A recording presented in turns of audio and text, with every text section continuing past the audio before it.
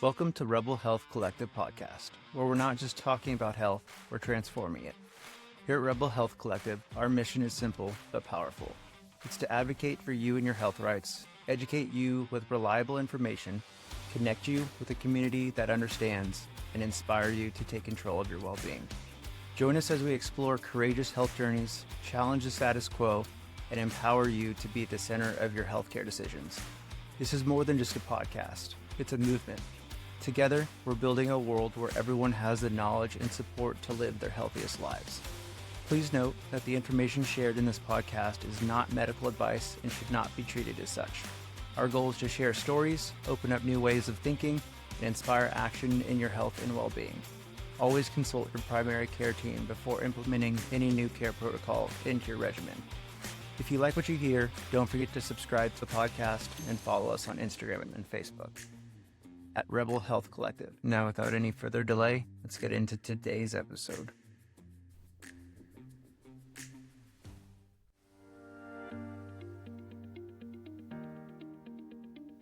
Today, we're talking about functional fitness. Simple, sustainable ways to improve your quality of life, and you can start them today. Whether you're a weekend warrior, a desk-bound professional, or someone just looking to move better in your daily routine, this episode is for you and packed with good information. Joining me is Jamie Byron, founder of Good Life Training. Jamie is passionate about helping people stay active and enjoy their lives through smart, practical fitness solutions.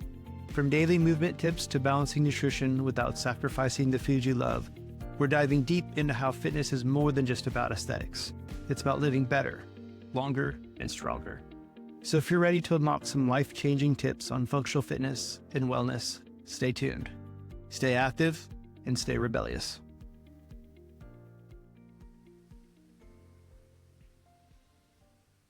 I've got Jamie Byron here, who is a personal trainer, and he's going to talk to us a lot about functional fitness, things that we can do today that can start having a big impact in our life. I worked with Jamie, almost 3 years ago now? 2021, yeah. So, and, I was thinking about it today, and that's actually the heat of when a lot of my diabetes and stuff was coming on. So I know. Yeah, I remember one of our last conversations was about like things are starting to change. I might have to get from training for a little bit. Things aren't right. Yeah. And so that was like week 10 or 12, somewhere that. Yep. We were like right at the very end of the program. So, yep. Well, cool. I'll turn it over to you if you want to tell a little bit about yourself and your company and kind of what your mission is. All right. Yeah. My name's Jamie. I am the owner and founder of Good Life Training. We started off just with me doing most of the operations, and now we are a family business. I've joined forces with my little sister, who is a lot smarter and more organized than I am. So we have a solid system in place now where we can help people with workouts through our training app, in-person training, and virtual training. And we have systems on the nutritional side of things where we help people kind of navigate how regular people, like not competitive athletes, regular people should be eating and living to have a nice balance of like achieving their goals, but also like enjoying your day-to-day life on the food side of things as well. It's really important to us. That's why I always say we're called Good Life Training, not get as skinny as you can training. We're about quality of life first. Definitely. Yeah. Can definitely appreciate that. And I guess with that, we can kind of just jump into the basics and, the importance of daily movement. I know when I was doing the plan with you, it was a lot different than a lot of the plans that you'll find on the internet where, you're doing curls and more curls for all the girls all the time. So yeah, definitely. You definitely had like an aspect of functional movement where after, the first week or two when the soreness went away and I could actually walk up and down stairs again, getting out of bed, getting in and out of cars, going up ladders, that kind of stuff was way easier than it was before. Absolutely, yeah. And I think this comes from the mentors that I had in my training, shadowing, and the first few jobs that I had. They work with a lot of people who just want the quality of life aspect of training. Maybe they're 55 and just want to feel better when they take a knee to pull something out of their cabinet in the kitchen. Kind of like to do movements like that, where it's more of like a lunge into a curl into a squat. So moving more in the movement patterns that you'd use every day makes more sense to us than putting someone's grandmother on the shoulder press machine to make her delts bigger. I think the daily movement stuff you are moving throughout your day, hopefully getting some walking in, doing stuff just like getting up off the couch, those kind of movement patterns, the activities of daily life. We want to keep those movement patterns strong. But then also on the mental wellness side, I think there's definitely something to staying more active physically, so you're not kind of sitting around and in your thoughts. And the stress management side of things too, when you put yourself in an uncomfortable situation like exercise on purpose, it kind of helps you manage when life's stressful situations pop up, makes those a little bit less daunting. So I think that's why incorporating some kind of movement intentionally into your days is huge. Yeah, I can totally resonate with that. I mean, for me, I work at home. And so if I'm not getting outside and walking or going to the gym or going to shoot hoops or something, I'm waking up, taking our kid to daycare, coming home, spending 10 hours at my desk, cooking dinner, going to bed. Yeah, very, very easy to do. And a lot of people worked manual labor for thousands of years so that we could sit at our houses comfortably. But now we need to move our bodies like they used to so that we can just stay in kind of maintenance of adult humans' strength should be. Yeah, definitely. And, as I'm getting older and having friends that are having kids and stuff like that, you can see the grandparents, thankfully my parents and my wife's parents are active and, go fishing, go hunting, or out on the boat, stuff like that. So they're moving around and they can pick our son up, carry him around, no problem. So yeah, that's huge. And it sounds like they've found things that they enjoy to keep moving with. That's huge. Yeah. You don't want to force yourself to be doing something that's miserable because that's likely not going to stick. You want to find something like getting out there to fish, might be meeting a mile walk to get to the spot. And then you're kind of standing, stepping around the whole time. You're just active in ways that you enjoy. That's huge for quality of life, especially for our parents that are getting into their late 50s, 60s. Some people I know have parents in the 70s. Yeah, definitely. It doesn't have to be going to the gym and walking on the treadmill for 25 minutes. There's you go out and garden. I mean, just walking a dog, a pet, a grandkid, things like that. Same as you. I work from home, and if I don't leave the house to go take the dog to the park, then most likely I'm taking 3,000 less steps in a day and might never see the sun. Exactly. Yeah. Have to be intentional about it. For sure. What are some just simple functional exercises that you could get off the couch right now and do? And you don't need gym membership, a bunch of equipment, anything like that. Yeah, absolutely. I think in people's heads, they want to think about the pillars of human movement. And these are fairly simple. Squatting, bending at the hips is going to be stuff like picking up something off the front porch. So you need to be able to bend at the hips and pick things up. This is something that can be done with body weight for sure. Doing movements like glute bridges on the couch gets you a nice bend at the waist and hip extension. Bend at the waist, hip extension. So you're up against the couch doing some hip thrusts, stuff like that. Squatting, say for things like getting up and down off the couch or sitting on the toilet. Squatting can be done pretty much anywhere.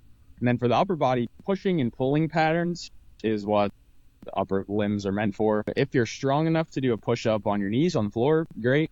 If you're strong enough to do push-ups on a table, the higher the elevated surface is going to be a little bit easier. Doing push-ups on anything is going to get a little bit of upper body strength going. And I guess you could brainstorm up things that you do most often. Climb up and down the stairs. I know my grandmother had literally every inch of her kitchen was full of things that she would actually use. So she'd be standing up on stuff, reaching up to the top cabinet. There's a lot you can do mobility-wise, stretching at home, where you can keep that range of motion strong without necessarily having to ever lift weights or jump on the treadmill. Plenty of stuff like yoga, Pilates, bar can be done at home on the floor. Yeah, there's a lot of home-friendly options. So as you mix in more equipment, that's even better. For sure. And I've seen stuff on Instagram where it's, like older ladies with a pound of sugar, and they're just sitting there doing curls like that. Have you ever taken a spin class and they give you like 2-pound dumbbells? Every time I do it, I'm like, this is going to feel like nothing. Then you get 5 minutes into nonstop arm movements. You're like, wow, why does this 2 pounds feel so heavy? Yeah. There's aqua classes at my gym, and I'm seriously thinking there's no way I could do that. I could not keep up with some of those 65 plus people out there. Yeah, you have people in their home workouts use pillows a lot as like in place of where like a medicine ball might go. Towels for sure. If you just take a towel and kind of whip it around like you're trying to dry it out, great shoulder workout for older people. Trying to think of a lot of things you can do. Some wall slides. There's a lot of options for at-home workouts with stuff you got laying around already. Yeah, definitely. And there's so much on just the internet too. You can go on YouTube and find a 15-minute yoga class. And Absolutely. Yeah. The resources are there. what's your thoughts on, is it just important to be moving, or, I mean, obviously any movement's better than no movement, but Absolutely. do you need to be focusing on, lifting that 1 pound of sugar? Or if you have mobility issues, is doing yoga enough? Do you need to be focusing on muscle strength, or is it just getting up and moving more than anything? I think for most people, getting up and moving is a big step in the right direction. And then everything else is kind of fine tuning exactly what you want. Our bodies have this really good ability to adapt to whatever we do. So, for example, like how people know, like construction workers and people that work on farms are going to be strong and have strong hands and calluses. Our bodies adapt to their needs. Same thing for a person whose body is demanded to sit at the desk all day. Our shoulders kind of get that slouch, so it's easier for us to be at our desk. Our bodies adapt to whatever the demands are. Same thing for someone that's sitting down. You're going to get tight in certain spots that make it more comfortable for you to sit down. So movement in general is great. As far as maintaining muscle mass, I think there are ways to do body weight things that you're going to be able to keep your muscle mass. Mobility is going to be very specific to the person, I think. Yoga is great because you're going to get well-rounded movement for most of your big important joints, core especially, holding your own body weight up. So yeah, I would say yes to your question. Yoga would probably be enough for people who need to move slowly, just want some added stability, not really looking to lift weights and build a look or size or really increase a ton of strength in the muscles.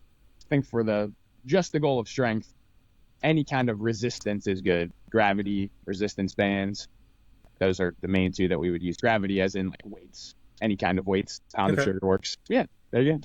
That's a interesting question.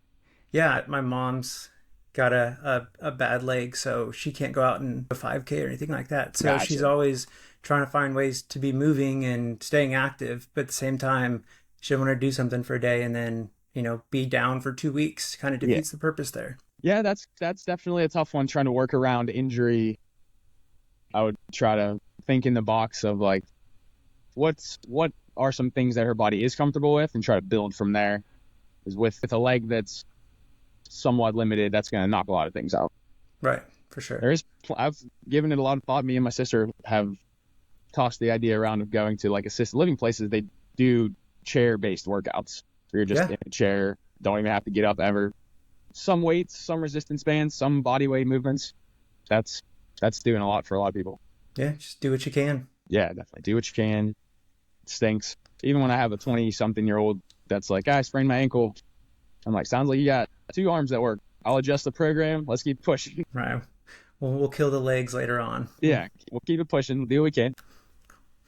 Cool. And one thing that we worked on when I was working with you was nutrition. And I really appreciated we're not just going to cut everything out and eat lettuce and air for the Yep. next 12 weeks. It was a good balance of you try to eat clean, but don't not go out with your friends and be social on the weekends or Yeah, go out to definitely. that happy hour or something like that. And so what's your take on that good balance of foods that if you go out, try to kind of maybe stay towards these rather than getting the huge pile of nachos or something like that. Absolutely. I think everyone's goal is generally to not feel too crappy afterwards and not do too much of a long-term dent calorie-wise to where they're putting on extra pounds that they don't want. I think for being out in restaurant, party, tailgate environments, this seems kind of like common sense, but I definitely know that it's not. And I veer from it a lot. You have to kind of pick and choose where you're going to plug these things in.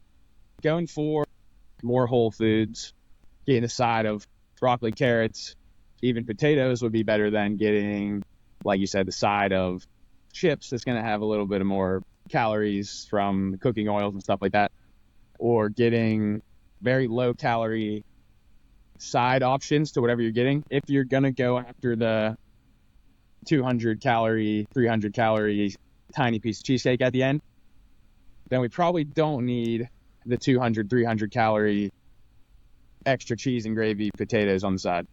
Not to say that those things are bad, but everything fits into a spot in your life.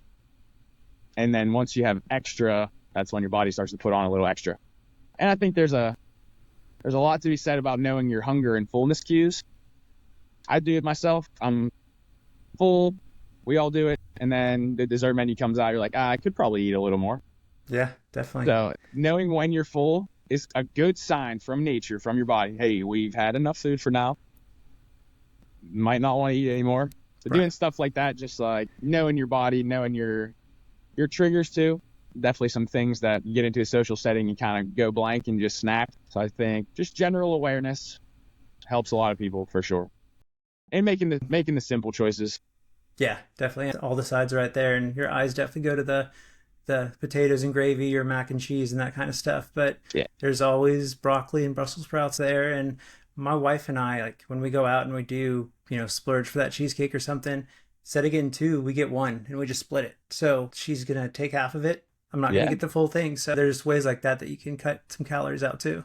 Yeah, I think I've just had this conversation with a client. She's been, over the course of about 2 years, we haven't been trying to lose any weight. She's a competitive athlete. She's eating for performance. And we really don't check in with weight. And over the course of 2 years, she's gained 8 pounds. And she was like, I'm really frustrated about this weight gain. And I'm like, over the course of 2 years, 8 pounds, that's like less than half a pound a month for 2 years. That is the result of like the extra 100 calories here and there on top of training. Some of it's going to be muscle too. But if your average daily calorie intake is 100 calorie surplus over the course of a month, that's going to put you almost at a pound of weight gained. Whether if you're lifting weights, some of that could be muscle. If you're not, most of that's going to be fat. So over the course of a year, 12 pounds doesn't seem like a lot. People might be like, I don't eat that much. I really don't eat out that often or binge that often. But all it takes is a little calorie surplus compounded over time. That's how we add up to weight on our bodies that we don't want. Yeah. Even though it sucks, it's not going to be the most fun thing to order the broccoli and the Brussels sprouts. Definitely, you have to grow a new appreciation for that, and that comes with practice. It makes you love the cheesecake even more. You're like, all right, I waited for this. This is great. Right. Yeah. It definitely makes it a bigger treat when you're not having it every single night. And there's going to be 1 out of 10 meals where you're like, I'm going for all the sides and all the dessert. And you got to just like not care. The next day, go back to your normal routine. Right. I mean, you go to the Cheesecake Factory and don't get cheesecake. Doesn't work like that. So that's a big going one in there for people too when they get into their nutritional routines. If you get one day that's not great, it can't linger into trying to make up for it the next day. And the day after that, you're super hungry again. And then it gets into this bouncing back and forth. Just want to get back on the tracks the next day. Yeah, definitely. Goes a long way. If you break it on Wednesday, don't wait till next Monday to start. Yeah. Start back on Thursday. Yeah, it happens a lot. It sounds so simple, but it happens all the time. It's like you said, there's a couple hundred extra calories from Thursday to Sunday. Add up quick and got to work them back off. It does. It does add up quick. It's sad. I track most of my nutrition and it does add up quick.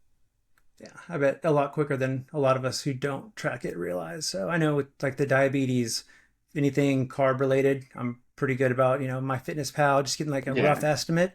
And there's been times where I've put it in and opened something. I'm like, there's no way. I thought this was a fourth of what this is. And I'm just like, a lot of worth it. It gets us the branding that says like healthy or whatever word they want to use on it. Heart and then you like look at the macros on the back. Whoa, that's like a whole meal back there. Yeah, exactly. It's like a little bar. Yeah, that's part of why we do have people log their nutrition. A lot of the time, the goal of tracking your nutrition is just to gain some awareness of it. And then after a while, when someone's like, I think I got this, I eat in a pretty solid routine now and progress is going the direction that we wanted, can I not track anymore? Yeah, go for it. That's the goal. You feel comfortable that you have a life routine that you don't have to think about too much now. This is just your normal. Right. And I mean, that's where you want to get. You don't want to be pulling your phone out every time you're putting something in your mouth. And definitely. I view a lot of people's training that way too. Like I can tell someone's like, all right, they're grasping this pretty well. Probably in 3 months, 6 months, they're probably not going to need me to do this anymore. And if they want to, for the accountability, stick around, great. But I think you're kind of grasping the concepts of how training should look. So good luck. I'm proud of you. And that actually goes into the next topic I wanted to go into was like building a routine. Yeah. And what do I need to be going to the gym 7 days a week or doing a 2-mile walk 7 days a week? Where's that threshold of benefit versus you're not really gaining that much more? Yeah, there's a term in fitness called the I don't know if it's the rule or the law of diminishing returns. 10 sets of something is great. Not going to get that much benefit from 11. Definitely not going to get that much benefit from 13s. Like, what's the range where effective? I think a lot of the research shows you can maintain and even slowly build strength 2 days a week of strength training. But I think, 2 days a week is what is shown to maintain or increase strength. That could even be body weight stuff, where if someone's really not comfortable with squatting, if you're doing a couple sets of a muscle building range, which that's a little bit deeper science. Muscle building hypertrophy is, the textbooks tell us, from 6 to 15. Outside of that, on the high end, is going to be building muscular endurance. On the low end of that is going to be for strength, but in that middle range. So let's say someone does 3 sets of 10 squats 2 days a week for a month for the first time in years. Hopefully by the end of that month, the body starts to have some adaptations. So 2 days a week, and then any more than that, great. I would say for most of us, life's stresses, schedule, and just energy demands, 3 or 4 is most realistic. Like, that's the average that most of our clients live in. And there is definitely an intentional wear and tear on the body when you're exercising so that your body can recover and come back a little bit stronger. So if doing 5-6 days might be a little bit too much for a lot of people, then it's not worth having those. That's where the line of diminishing return starts to be in. Like, if that 5th and 6th workout the first week of the month is going to make your first 3 workouts less energy next week, might not be worth doing those ones. So that's a little bit on an individual basis, but I would say most 2 is a good place on the strength training. 3 even better. As far as the walking goes, I think there's also a lot of research for our cardiovascular health that shows 8 to 10,000 for most people steps in a day is ideal for making up for the lack of physical labor that we do. I think that's why we put the step school in. I would say if someone's not getting steps and they're going for a swim or a bike ride, then that's not going to be as important to do the daily steps. But I think that kind of goes back to the beginning of the day's daily movement. So I think a mile is about 2,000 steps. 4 miles over the course of a day, about 8,000 steps. Sounds like a lot. It's about 40 minutes of walking around. People might underestimate how much of that they do too. I know I tracked myself when I was folding laundry last week, and I took like 1,000 steps just wandering around the house folding stuff. So people get a lot of steps in. I don't think you need to have an intentional walk every single day, but I think most people would find it enjoyable mentally. Give yourself a moment to go for a walk, and it's going to give you an average of about 2,000 extra steps a day. Just walking a mile takes about 20 minutes. Yeah, I was trying to get my watch to say how far I walked today, and it's not giving it to me for some reason. We have some nurses. We have some people on this. We have a step challenge going on with all the Good Life Training clients, and I've seen that. People are averaging like 18,000, 20,000 steps a day. I'm like, I can't keep up with you guys. Is that like, they got to be like training for a half marathon or something? That's some of them nuts. are runners. Or, I guess like a nurse. The one person that's in the lead is just a nurse. She's like, gosh, I don't know what, like, people are in the group chat, like, they're giving each other a little trash talk, and she's like, I don't know what to tell you guys. I'm just walking around for like 10 hours every day. Man, stacks up. Dang. Yeah. So I went into the office today, and so I definitely walked more than normal, and I'm at 9,500, which is almost right at 4 miles. That's a lot. So, yeah. Did you have an intentional walk today? No. Yeah, that's a lot. I was honestly thinking it was gonna be like 4,500 steps. That's 4 way plus more than miles. I expected. I think I take about almost exactly 2,000 steps in a mile. I know I have some clients that are like 5'3" or 5'4". They take like 2,200 steps in a mile. It's when the little legs come in. Baby steps, yeah. Yeah. So that's why me and a few friends now got into the obstacle course races. Because it's like, run a mile, do this. Run a half a mile, climb this rope. I think it's good for a scatterbrained person like me that wants to do like a distance challenge. It's like 13 miles still. We have one coming up, but broken up into 30 obstacles makes it a lot more enjoyable. Oh yeah, get to meet people, and that's a good time. There's a little bit of team building out there. You might get a stranger and grab their hand. I got you. You're coming up this wall. Pull them over the wall.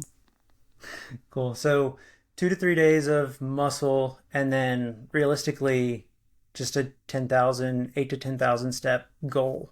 Yeah. I would say for someone that's looking to do more of a like mobility, gain some function at home with mobility stuff, stretching, from physical therapists that I've talked to and worked with and coaches that I talk to that do more like rehab work, I think they would say about the same 1 day a week or 2 days a week on kind of like a physical therapy style of movement where you're doing stretching and range of motion. Like if you're stretching just 1 day a week, I think you'll get some return from that over the course of a year. 2 times would be better, 3 times would be better. Gotcha. Okay. Sweet. And then we did have some questions that came in on Instagram and whatnot. And so one was for like the older population, best way to get metabolism going. I love that question. There's a lot of ways to do that. Actually, I think a lot of us think that our metabolism is like programmed, it's stuck genetically. This is just who I am. My metabolism is set. You can increase your metabolism by gaining muscle mass, which is a little bit tougher for the older population, but definitely doable. That's where the strength training is going to come in with that hypertrophy rep range and keeping a good protein-based diet, or protein focused, maybe not protein based, but getting enough protein that you're recovering from the training. Keto or bust. Yep. Yeah, so that's got to be rough. That's a different story. So yeah, strength training, getting enough protein in that you're recovering and building new muscle, more daily movement. I wish I could pull up a chart like on the big screen. If you could pull up a chart of the way that our body's metabolism works, a lot of it is just thermal energy that's used for daily life, for your heart to beat, for us to sweat, for us to do normal body stuff. And about 15% of it is our actual movement calories. So you have a chance to sway that number by 2 to 5% just by more daily movement. That would be counted as raising your metabolic rate, just your daily activity. So I would say adding more muscle to your body. This is a good example of how I try to help people understand this. Let's say a 200-pound linebacker and a 110-pound cheerleader do the same workout.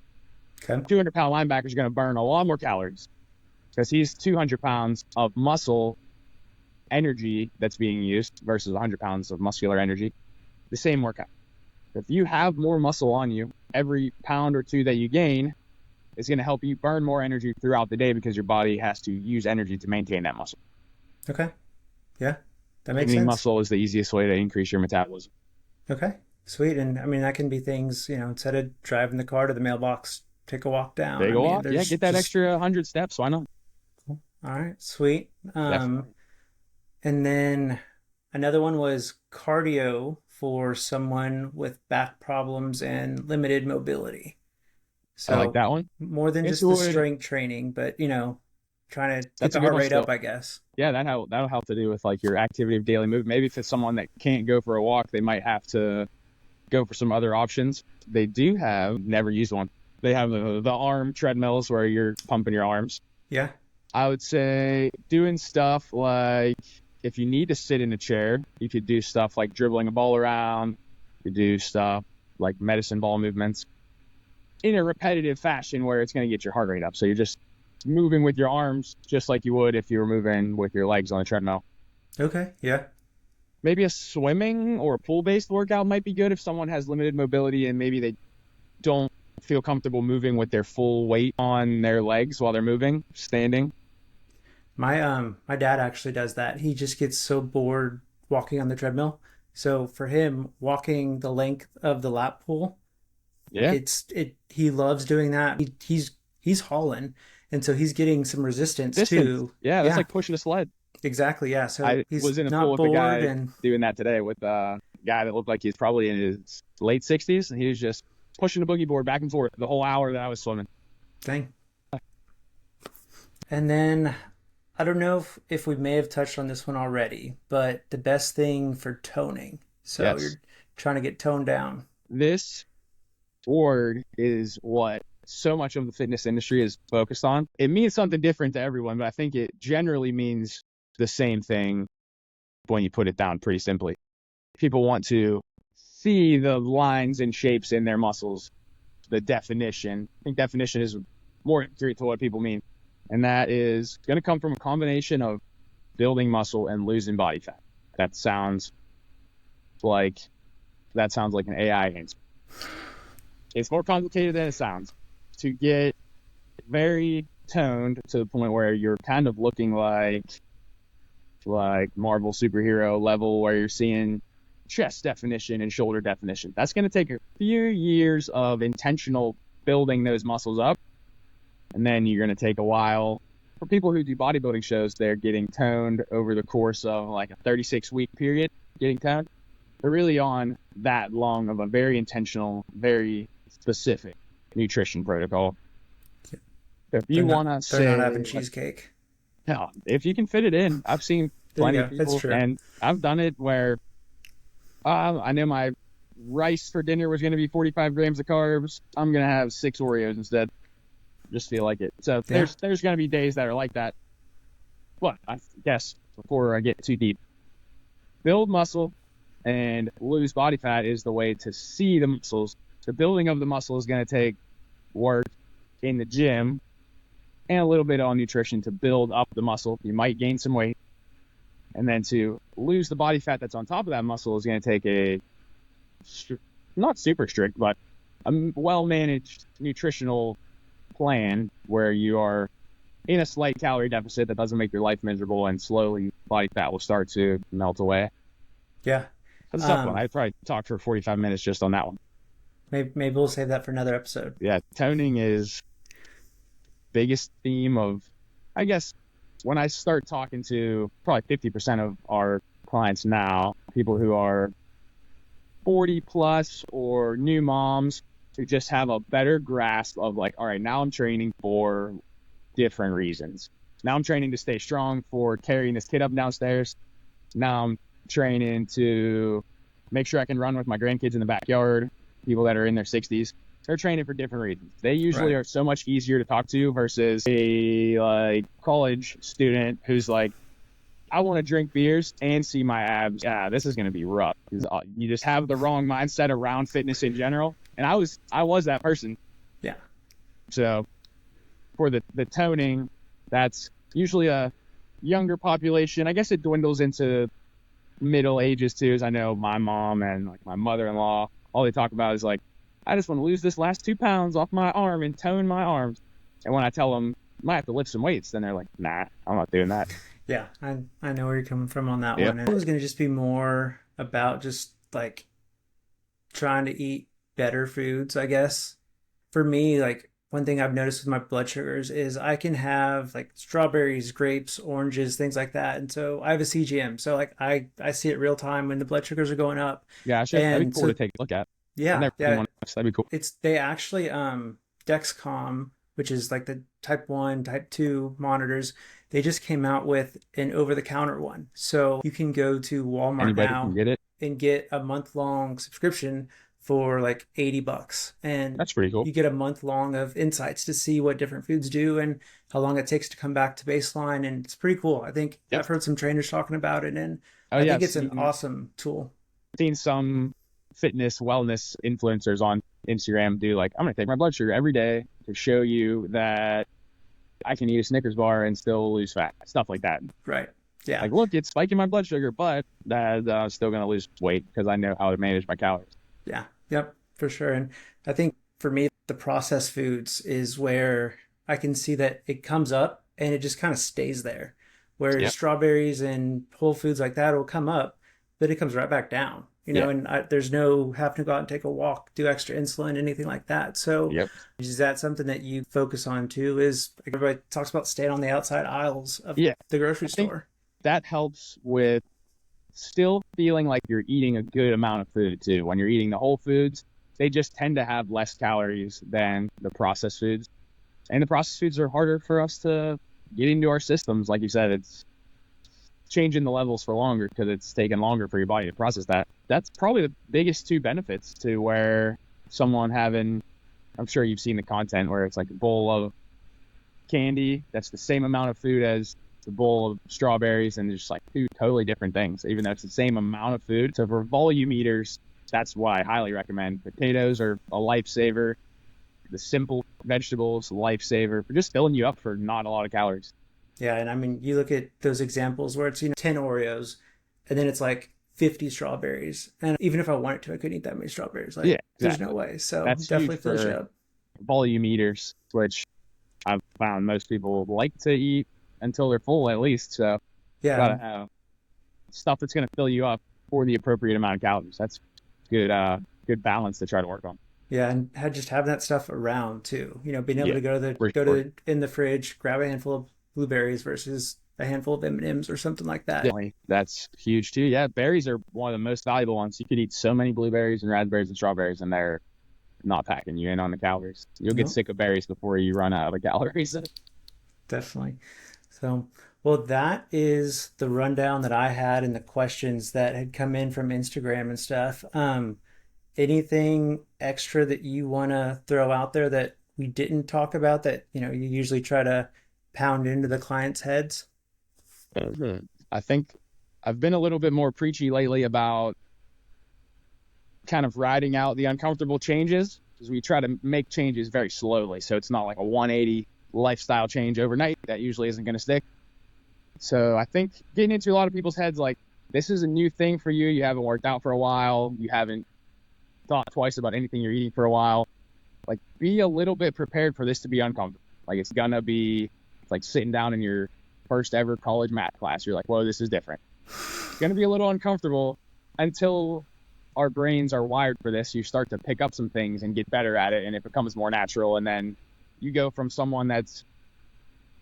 identifying as someone like, I'm trying to get it together, or I try to work out, I try to eat well, and you become, I'm someone that moves regularly. I just am someone that eats well. I am someone that does X, Y, and Z to take care of myself. And it takes a slow change. Don't try to, yeah, I guess that's something we talk about with most people on our first phone calls is, let's not try to change your whole world overnight. One baby step at a time, and be patient with yourself. Be nice to yourself. Yeah. And I think trying to stay focused on some of those smaller changes, you're not going to just wake up one morning and just be Chris Hemsworth or something like that. But Yeah, exactly. getting up and down the stairs and you're not out of breath, that's freaking huge. I mean, Yep. things like that are things that we don't realize that are changing Mm-hmm. because we're not, shedding 15 pounds in 2 weeks or something like that. But Yeah, the long-term longevity of being able to go up and downstairs without having to sit down, that's so definitely. big. Yeah, quality of life is, and I think a lot of people will realize that we're all on our own fitness journey. As we get older, it's easier to see. Fitness is, in my eyes now, 99% about quality of life. That other 1% is, I guess, you look nice if you're in good shape. For the That's, few times us people in Texas make it down to the beach or something like yeah, that, right. you get to show off. I think this to myself every year now. I'm like, I'm doing a few movements here and there that are just for aesthetics. And I'm like, I took my shirt off like 3 times this year. What am I doing? Like, in public, like, what am I doing?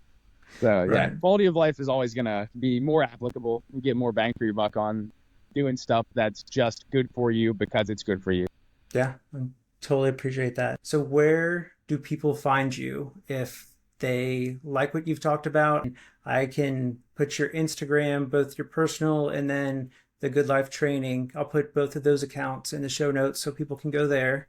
Yep, we are local to Nashville. We train at a studio that's in Franklin, Tennessee, about an hour south of there. So if you're around there, come visit us. Luke Holmes, if On you're listening, you know where to find him now. on the regular internet, it's just goodlifetrain.com. So Okay. there's no ing there. Goodlifetrain.com. And yeah, mostly on Instagram. Try to do the TikTok marketing, and like, I just feel like a grandpa on there. Hey, I'll say that's how I found you, was one of your reels way back in the day. That's a So good deal. I think yeah, that's more applicable because I can also share those to Facebook. So that works with my like 30 to 50-year-old. That's who I want to like mostly work with, because those are people I can closely relate to. That's where I am. Instagram. yeah. And I'll say, even if someone's not ready to make the move to join in and start with you today, your Instagram has a ton of information on it. And you did a post, was it a couple weeks ago, about how there's no like booty twerking or anything on your profile Yeah. page, and it's true. You've got really good information. It has you doing movement, and it's a really good source. Thanks. So Try to. It's I tough. appreciate all you put out there. It's tough to navigate the fitness world of the internet. because there is a lot of that. There's a lot of people watch videos because there's some skin. People watch videos because it's high intensity and people are sweating. And yeah, we're that's not the Good Life Training brand. We just want to be with regular people, help make your days better, actually become friends with a lot of clients. A lot of people that we work with for 2-3 years, we're talking to people about their lives and their bodies, very personal stuff, and become good friends with the people. So it's an enjoyable process. And if it's not, I'm sure we also have plenty of trainer friends that we could refer you to. Yeah, for sure. You got to find the right fit. Yeah, definitely. That's huge. It has to be an enjoyable experience. It could be the best workout in the world, but if it's no fun for you, there might not last too long. Yeah, if you're not going to come back and do it again, it's not worth it. Yeah, definitely. I had one of my very first shifts of being a personal trainer ever, 2016. I was with a brand new client and we were pushing the sled. My boss came over to me and goes, "Let's cut the sled. She's never going to come back." I was like, "Okay, you got it. Yeah. Good call. Good call. We don't want to do that." And then the same guy, one of the things I tell myself all the time, he's like, treat your clients like this is your aunt or your mom or your sister. This is somebody's aunt. This is somebody's sister. And this lady's relying on you to help her. And that's all we're here for. I can vouch that if you want to do some damage, you can put a workout together that will leave you burning. Oh, yeah. We want to torture people. We can. Anybody could do that. Cool.